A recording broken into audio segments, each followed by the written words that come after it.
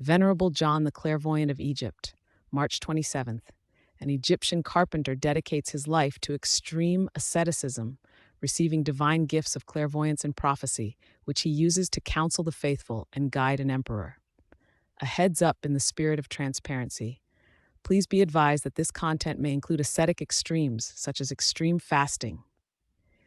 Venerable John, known as the Clairvoyant of Egypt, pursued a life of profound asceticism in the 4th century. He was born around the year 384 in Lycopolis, a city in Egypt. In his early years, he learned the trade of a carpenter, practicing this craft until he reached the age of 25. At that point in his life, he discerned a calling to a higher spiritual purpose. He left his worldly occupation and entered a nearby monastery, where he was tonsured a monk. For 5 years, John submitted himself to the disciplined life of the Cenobitic community. He lived under the guidance of an experienced elder, learning and practicing the virtues of humility and self-denial. This period of obedience prepared him for a deeper withdrawal from the world. Desiring a life of more intense solitude and prayer, St. John retreated to the region of Thebaid. He found a secluded location on the summit of a high, rocky hill. There, he constructed 3 small, interconnected cells. One cell was dedicated to prayer, another to his manual labor of weaving linen, and the third for rest. For 50 years, John remained within this hermitage, never departing from its confines. His enclosure was complete and unwavering. His ascetic discipline was rigorous. He consumed food only after sunset each day. His diet consisted of dried fruits and vegetables, and he never partook of cooked meals. For the initial 30 years of his seclusion, he communicated with visitors exclusively through a small window, and only on Saturdays and Sundays. He maintained a strict practice of not seeing women face to face, even high-ranking women, communicating with them through intermediaries. His days and nights were marked by unceasing prayer, fasting, and diligent labor.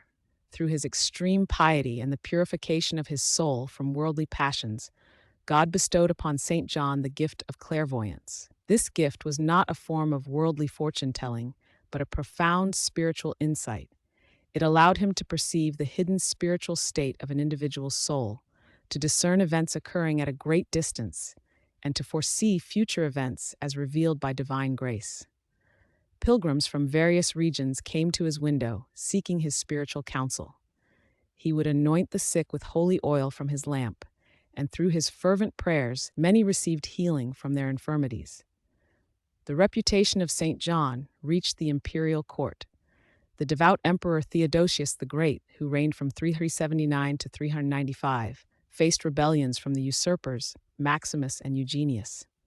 The emperor dispatched a trusted eunuch to the desert to seek the spiritual guidance of St. John. Through his messenger, the saint delivered a prophecy to Theodosius. He foretold that the emperor would achieve victory over both tyrants. He also revealed that this victory would be difficult, requiring great effort and involving bloodshed, and would not be secured by military force alone. Furthermore, St. John prophesied the emperor's own death in Italy shortly after his final victory. Every detail of this prophecy came to pass, confirming St. John's spiritual authority throughout the Roman Empire. Theodosius achieved victory, but at a cost, and reposed in the Lord in Italy as foreseen. At the age of 90, St. John received a divine premonition of the day of his own departure from this life.